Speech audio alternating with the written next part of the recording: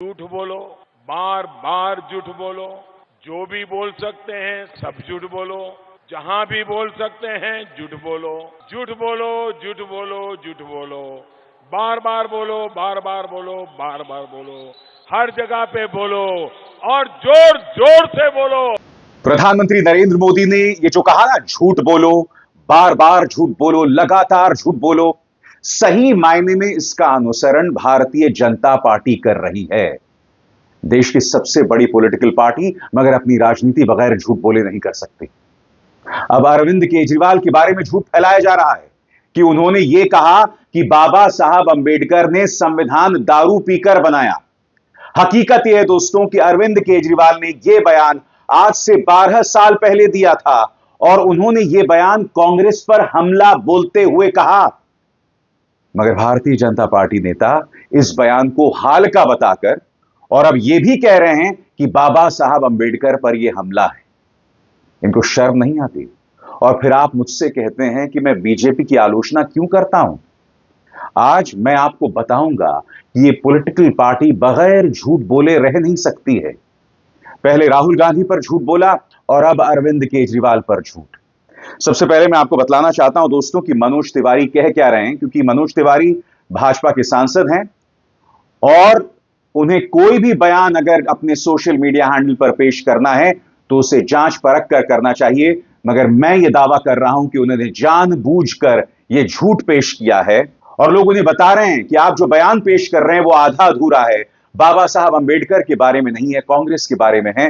मगर मनोज तिवारी बेशर्मी से इस बयान को पेश कर रहे हैं। सबसे पहले मैं आपको बताता हूं उन्होंने कहा क्या। आपकी स्क्रीन पर मुझे दिल्ली के आम आदमी पार्टी के मुखिया का यह मुस्कान भरा वीडियो मिला, जिसको सुनकर हर कोई ऐसे बहरूपिये का असली रंग देख पाएगा। दलित विरोधी आम आदमी पार्टी।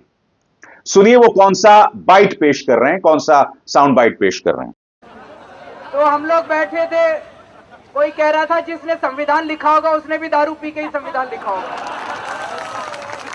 दिल्ली के पूर्व मुख्यमंत्री मनीष सिसोदिया ने उन पर करारा प्रहार किया है। उनका बयान आपकी स्क्रीन पर।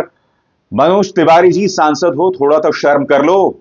झूठ ट्वीट कर रहे हो, सस्ते ट्रोलर्स जैसा बर्ताव करना बंद करो। अपनी नहीं, कम से कम सांसद पद की तो इज्जत करो। जी हां, अरविंद केजरीवाल का पूरा बयान क्या है मैं चाहूंगा आप सुनिए। दरअसल 12 साल पहले अरविंद केजरीवाल ने कहा क्या था, सुनिए। आप देख लीजिए इलेक्शन कमीशन की इस दौरान मैंने सारी पार्टियों के संविधान पढ़े हैं। कांग्रेस का संविधान कहता है कोई कांग्रेसी शराब नहीं पिएगा। तो हम लोग बैठे थे, कोई कह रहा था जिसने संविधान लिखा होगा उसने भी दारू पी के ही संविधान लिखा होगा। दोस्तों इंतजार कीजिए, आगे मैं आपको बतलाने वाला हूं कि राहुल गांधी पर इन्होंने किस तरह के झूठ बोले। इंतजार कीजिए, मैं आपको यह भी बतलाऊंगा कि बीजेपी के ऐसे कौन कौन से नेता केजरीवाल के आधे अधूरे बयान को वायरल कर रहे हैं। मगर आपको ये समझना पड़ेगा कि दरअसल ये किया क्यों जा रहा है। तो याद कीजिए दोस्तों, अभी कुछ ही दिनों पहले अरविंद केजरीवाल ने अंबेडकर स्कॉलरशिप की घोषणा की थी। आपकी स्क्रीन पर हिंदुस्तान टाइम्स की यह खबर पढ़ के सुनाना चाहता हूं। Kejriwal announces Ambedkar scholarship for free foreign education of Dalit students in Delhi. Delhi के अंदर जो दलित विद्यार्थी हैं उनके लिए विदेशों में मुफ्त शिक्षा का ऐलान अरविंद केजरीवाल ने कहा था। आपको पता है अरविंद केजरीवाल कई लोक लुभावन घोषणाएं कर रहे हैं, यहां तक कि औरतों के लिए भी उन्होंने अहम घोषणाएं की हैं। 2100 रुपए प्रति महीने की घोषणा की है और अब दलित छात्रों को मुफ्त शिक्षा विदेशों में। भाजपा बौखलाई हुई है। क्यों बौखलाई हुई है? क्योंकि गृह मंत्री अमित शाह ने संसद के अंदर बाबा साहब अंबेडकर पर आपत्तिजनक बयान दिया था। यह कहा था कि अगर बाबा साहब अंबेडकर की जगह भगवान को याद कर लेते तो 7 जन्मों में स्वर्ग मिल जाता। अब उस मुद्दे को लेकर हर कोई घेर रहा है भाजपा को। तो इन्हें क्या लग रहा है कि इससे हम कैसे बाहर निकलें, झूठ बोलें और लगातार झूठ बोलें। और मैं आपको बतलाना चाहता हूं कौन कौन से नेता अरविंद केजरीवाल के इस आधे अधूरे बयान को वायरल कर रहे हैं। विजय गोयल, पूर्व सांसद, ये बाबा साहब अंबेडकर का कौन सा सम्मान कर रहे हो आप केजरीवाल जी, झूठा बयान। फिर वैशाली पोद्दार हैं कोई, शराब घोटाले के मुख्य आरोपी केजरीवाल के संविधान रचयिता बाबा साहब अंबेडकर के लिए विचार। उसके बाद लाल सिंह आर्य, डॉक्टर बाबा साहब अंबेडकर का अपमान केजरीवाल को भारी पड़ेगा। जिसने संविधान लिखा होगा उसने भी दारू पीकर ही संविधान लिखा होगा। यह कहना बाबा साहब अंबेडकर का घोर अपमान है जिसे बर्दाश्त नहीं किया जाएगा। इस तरह से कई और ट्रोल्स हैं भाजपा के जो इस झूठ को वायरल कर रहे हैं। कोई ऋचा राजपूत है जिनके ट्विटर टाइमलाइन पर आप जाइए तो ऐसा लगता है कोई उल्टी कर रहा है, जहर उगल रहा है। यह मोहतरमा डिंपल यादव के बारे में अश्लील टिप्पणियां करती हैं, महिलाओं के बारे में अश्लील टिप्पणियां करती हैं। फिर कोई ये विभोर आनंद है, ये तो गिरफ्तार करने की मांग कर रहा है। अगर केंद्र में आज कोई सलीके की सरकार होती तो विभोर आनंद सबसे पहले जेल जाता एक झूठा ट्वीट पेश करने के लिए, एक झूठा बयान पेश करने के लिए। मगर यह भाजपा का चरित्र है, यह इनके ट्रोलर्स, इनके प्रचार तंत्र का चरित्र है। मगर याद कीजिए दोस्तों, आपको याद है ना राहुल गांधी के बारे में इनका झूठ? जब अंबेडकर विवाद गर्म हो रहा था तब अनुराग ठाकुर ने यह बयान वायरल किया था जिसमें वो ये कह रहे थे कि राहुल गांधी ने कहा हां हमने धक्का मारा है, और यह भी कहा कि आप बेशर्मी से बात कह रहे हैं। मैं आपको याद दिलाना चाहूंगा कि राहुल गांधी का आधा अधूरा बयान पेश करके दरअसल अनुराग ठाकुर कह क्या रहे थे। राहुल गांधी खुद मान रहे हैं कि उन्होंने धक्का मुक्की की है और बड़ी बेशर्मी से कह रहे हैं कि धक्का मुक्की से कुछ नहीं होता। इनके धक्के से एक वरिष्ठ सांसद का सिर फट गया, 2 सांसद अस्पताल में भर्ती हैं और राहुल जी कह रहे हैं कि धक्के से कुछ नहीं होता। अहंकार, अत्याचार और तानाशाही गांधी परिवार के रगों में दौड़ती है। शर्म। और असली में राहुल ने क्या कहा था? उनसे सवाल पूछा गया था मल्लिकार्जुन खड़गे को मिले धक्के पर, तब उन्होंने यह बयान कहा था या यह बयान दिया था। पूरा बयान सुनिए और इस पर कांग्रेस की प्रतिक्रिया भी देखिएगा। तो जैसे मैंने कहा ना, प्रधानमंत्री नरेंद्र मोदी जो बयान दिया था झूठ बोलो, बार बार झूठ बोलो, सही मायने में प्रधानमंत्री ने यह बयान जो है भाजपा के प्रचार तंत्र को एक नसीहत दी थी। और आज से नहीं दोस्तों, बहुत पहले से सब चला रहा है। अनुराग ठाकुर, माननीय गोली मारो ठाकुर पर कांग्रेस ने उस वक्त क्या कहा था आपके स्क्रीन पर? सारी दुनिया को क्लिप कटुआ जैसे घिनौने शब्द कहने वाले भाजपाई राहुल गांधी की वीडियो क्लिप काटकर झूठ फैला रहे हैं। राहुल जी से मीडिया ने सवाल पूछा क्या खड़गे जी के साथ धक्का मुक्की की है, जिसके जवाब में राहुल ने कहा हां की है। असलियत यह है अमित शाह ने बाबा साहेब का घोर अपमान किया और आज भाजपा सांसदों ने 83 साल के दलित नेता खड़गे जी के ऊपर अटैक कर दलितों के खिलाफ अपनी नफरत साफ दिखा दी। चुपचाप बैठ जाओ, बाबा साहब और दलितों का सम्मान करना सीखो। कुछ भी कर लो, अमित शाह के मुद्दे से हम भटकने वाले नहीं हैं। मुद्दा वही है दोस्तों और इसके अलावा कुछ नहीं। मगर ये बहुत बड़ी बीमारी है दोस्तों। मैं आपको एक क्लिप दिखाना चाहता हूं भाजपा का। आर्टिफिशियल इंटेलिजेंस के जरिए यहां पर आप देख सकते हैं किस तरह से अरविंद केजरीवाल और दिल्ली की मुख्यमंत्री आतिशी आपस में बात कर रहे हैं कि हमने दलितों को कैसा मूर्ख बनाया। यह उनकी बातचीत नहीं है, मगर आर्टिफिशियल इंटेलिजेंस के जरिए बीजेपी यह कर रही है।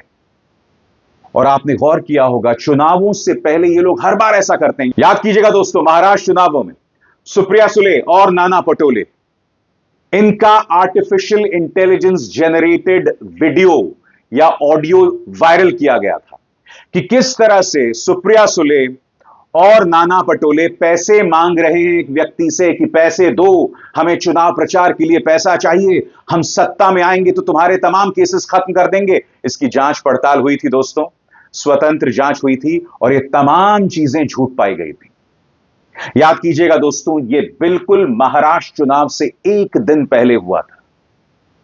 जैसे मैंने कहा ना दोस्तों, चुनाव आता है तो ये लोग सिर्फ झूठ बोल सकते हैं और उसके अलावा कुछ नहीं। विपक्ष के खिलाफ सिर्फ झूठ बोलना, बार बार झूठ बोलना। याद कीजिएगा, संसद के अंदर एक झूठ फैलाया गया था और इसमें जेपी नड्डा शामिल थे। और वो झूठ क्या था कि अभिषेक मनु सिंघवी की वो जहां बैठते हैं वहां 50,000 रुपए मिले थे, नोटों की गड्डियां मिली थी, जिस पर जेपी नड्डा ने कहा था ये तो बहुत चिंताजनक बात है। वो दिन है और आज का दिन, इनके पास सीसीटीवी कैमरे हैं। सीसीटीवी कैमरे हैं दोस्तों। आज तक ये लोग हमारे सामने हकीकत नहीं ला पाए हैं। किसने वो पैसे डाले? भाई जाहिर सी बात है, अगर अभिषेक मनु सिंघवी पैसा लेकर आए होंगे तो आपके पास सीसीटीवी का वीडियो होगा, क्योंकि संसद के अंदर, राज्यसभा के अंदर एक एक सीट पर सीसीटीवी की पैनी निगाह होती है।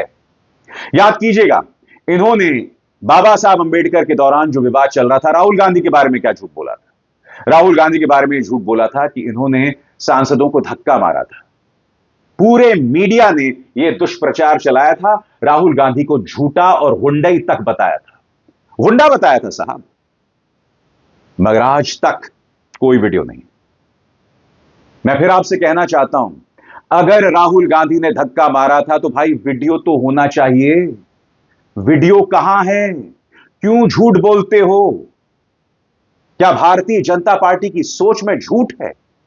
मैं आपको याद दिलाना चाहूंगा दोस्तों, जब 2016 में उत्तर प्रदेश के चुनाव हुए थे तो उस घटनाक्रम के बारे में अमित शाह ने मंच पर खड़े होकर एक निहायत ही शर्मनाक बात कही थी। जी हां, 2018 में राजस्थान चुनावों के दौरान वो अपने पार्टी के कार्यकर्ताओं को संबोधित कर रहे थे और उन्होंने क्या कहा कि हमारे एक कार्यकर्ता ने अखिलेश यादव के बारे में एक झूठ फैला दिया कि अखिलेश यादव ने अपने पिता मुलायम सिंह यादव को थप्पड़ मारा। अमित शाह कहते हैं कि मुलायम और अखिलेश कोसों दूर थे, थप्पड़ नहीं मारा था, मगर यह झूठ फैला दिया गया।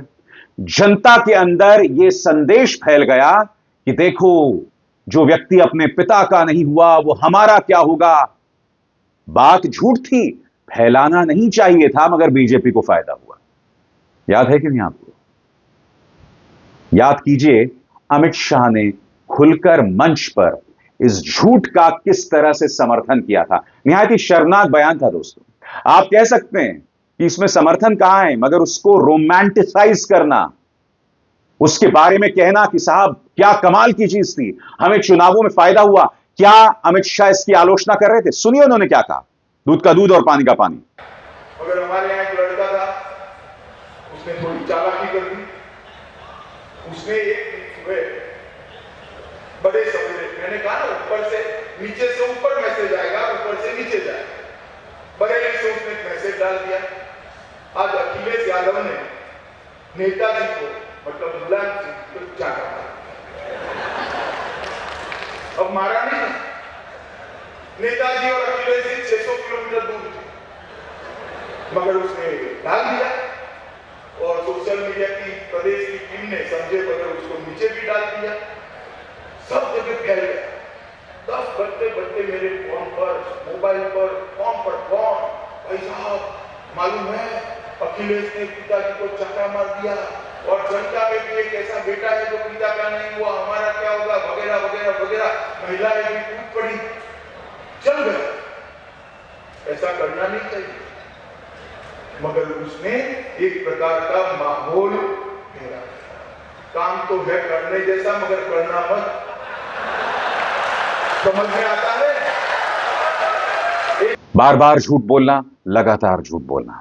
याद कीजिएगा, राहुल गांधी की भारत जोड़ो यात्रा दक्षिण से शुरू होती है और पूर्व सांसद स्मृति ईरानी क्या कहती हैं कि राहुल गांधी ने स्वामी विवेकानंद का अपमान किया, उनके सामने सिर नहीं झुकाया। बेवजह झूठ बोलना। हुआ क्या था आप खुद देखिए। आज मैं पूछना चाहती हूं कांग्रेस पार्टी से, आप कहते हैं आप यात्रा कर रहे हैं भारत को जोड़ने की। अरे अगर कन्याकुमारी से चले तो कम से कम इतनी निर्लज्जता तो ना दिखाते, स्वामी विवेकानंद जी को प्रणाम कर कर तो बताते, लेकिन वो भी राहुल गांधी को स्वीकार नहीं। यानी कि राहुल गांधी यहां पर स्वामी विवेकानंद के सामने सिर झुका रहे हैं, दिख रहा है, फिर भी ये लोग झूठ बोल रहे हैं। आपको समझना पड़ेगा कि अरविंद केजरीवाल का वो क्लिप ये लोग क्यों वायरल कर रहे हैं, क्योंकि इनके तमाम व्हाट्सएप ग्रुप्स में, इनके तमाम प्रचार तंत्र द्वारा, जिसमें गोदी मीडिया के कई पत्रकार भी शामिल हैं, इस क्लिप को वायरल किया जा रहा है। अब तक ये कई जगहों पर पहुंच गया होगा दोस्तों। सरासर झूठ है, मगर तमाम जगहों पर पहुंच गया होगा। ऐसे ही तो ये लोग जीतते हैं, या तो वोटर्स लिस्ट से लोगों का नाम काट देते हैं, जो कि आप जानते हैं दिल्ली में हो रहा था, और फिर अरविंद केजरीवाल ने इनको एक्सपोज किया था, या तो फिर झूठ बोलो, बार बार झूठ बोलो। याद है कि नहीं आपको, लोकसभा चुनावों के दौरान प्रधानमंत्री कहते थे कि आपका मंगलसूत्र जो है घुसपैठियों को दे देंगे। आपको याद है कि नहीं, आपकी एक भैंस जो है वो ज्यादा बच्चा पैदा करने वालों को दे देंगे। यह लगातार कहा जा रहा था, यह झूठ ही तो था।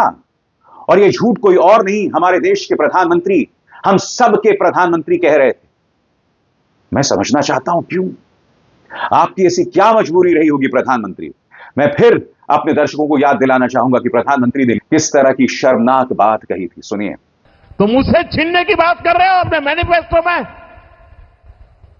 गोल्ड ले लेंगे, सबको वितरित कर देंगे। और पहले जब उनकी सरकार थी उन्होंने कहा था कि देश की संपत्ति पर पहला अधिकार मुसलमानों का है। इसका मतलब ये संपत्ति इकट्ठी करके किसको बांटेंगे? जिनके ज्यादा बच्चे हैं उनको बांटेंगे। घुसपैठियों को बांटेंगे। क्या आपकी मेहनत की कमाई का पैसा घुसपैठियों को दिया जाएगा? आपको मंजूर है ये कांग्रेस का मैनिफेस्टो कह रहा है कि वो माताओं बहनों का सोने का हिसाब करेंगे, उसकी जड़ती करेंगे, जानकारी लेंगे और फिर उस संपत्ति को बांट देंगे। और उनको बांटेंगे जिनको मनमोहन सिंह जी की सरकार ने कहा था कि संपत्ति पर पहला अधिकार मुसलमानों का है। भाइयों बहनों, ये अर्बन नक्सल की सोच, मेरी माताओं बहनों, ये आपका मंगलसूत्र भी बचने नहीं देंगे, यहां तक जाएंगे, मैं कहने आया हूं। तो देखा आपने, चाहे चुनाव प्रचार हो, चाहे लोकसभा हो, चाहे राज्यसभा हो, ये लोग सिर्फ और सिर्फ झूठ बोल देते हैं। राज्यसभा के अंदर ये झूठ कि अभिषेक मनु सिंघवी के पास नोटों की गड्डियां थी, बाहर अरविंद केजरीवाल के बारे में झूठ, संसद के परिसर में यह झूठ कि राहुल गांधी ने कहा हां मैंने धक्का दिया है और मैं आगे भी देता रहूंगा, इस तरह का झूठ।